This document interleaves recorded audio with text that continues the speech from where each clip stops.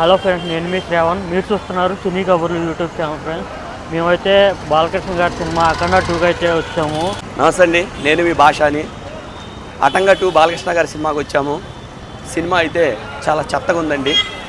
కానీ గోల్పాటి సినీ గారు, మీరు మరీ సినిమాని అదే రేంజ్లో తీమాకండి సార్.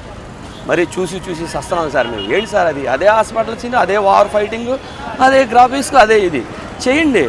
అంతమందిని పెట్టారు, అంత ఇది చేశారు. అసలు ఏంటి సార్ అది స్టోరీ? సార్, నేను యూట్యూబ్ని చిన్న వీడియో తీయాలంటేనే ఎంత కష్టపడాలో నాకు తెలుసు. అంతమంది ఆర్టిస్టులు పెట్టి, అంతమంది హీరోలను పెట్టి మీరు సినిమా తీశారు. అసలు ఏం బాగాలేదు సార్. దానికన్నా ఆది గారిని చూసారా, అది మాత్రం సూపర్ సార్. ఉన్నట్టుగా చెప్పుకోవాలి. ఆ సీన్ ఒకటే దాంట్లో హైలైట్. ఇద్దరు బాలకృష్ణ గారిని పెట్టారు. ఏంటి సార్ అసలు ఉపయోగం ఏంటి సార్? ఏమీ లేదు. అదే ఫైటింగ్, అదే రోడ్, అది చూడలేకపోతున్నాం అసలు సార్. మేము దండం, అసలు మీ పేరు చెప్తే మేము భయం వేసేస్తున్నాం ఆ సినిమా చూడాలండి.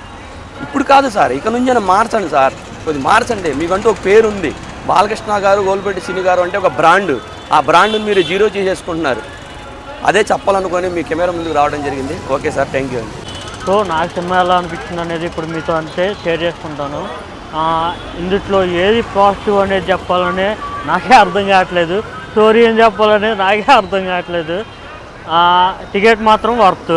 సో ఎందుకంటే నేను పెద్దగా నవ్వుకున్నాను. సినిమా మొత్తం కామెడీ లేదు, కానీ నవ్వు వచ్చింది. ఆ యాక్షన్ సీన్ చూస్తే ఎవరికైనా నవ్వు వచ్చింది, అది కామన్.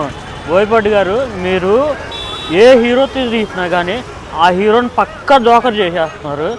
సో మీరు సినిమాలో అయినా ఆపేయండి, మీ రూట్ అయినా మార్చండి. మమ్మల్ని ఇలా చంపేయొద్దు ప్లీజ్. వాళ్ళకు ఒక ఇమేజ్ ఉంటుంది. ఆ ఇమేజ్ ప్రతిసారి ఎంతో కొంత నిలబడుతుంది. మీ సినిమాకి వచ్చేదానికి ఎంత పాతాళానికి దొక్కాలో అంత పాతాళానికి దొక్కుతున్నారు. మీ సినిమాలు వదిలేయటమే మంచిదండి. ఇంకా నేను ఏం మాట్లాడలేను ఈ సినిమా గురించి. ఇంక్లూడింగ్ తమన్ గారితో సహా నన్నైతే ఎవ్వరు సాటిస్ఫై చేయలేకపోయారు. ఆ యాక్షన్ సీన్లు ఏంటండి బాబు, వాటికి నవ్వుకున్నాం, అందరం నవ్వుకున్నాం.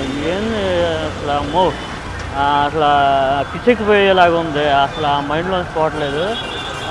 సో ఇంకా దీని గురించి మాట్లాడటం కూడా అనవసరం నాకు తెలిసి. ఇది ఎవరినైనా హజ్ చేస్తుంటే నాకు ఏం సంబంధం లేదండి.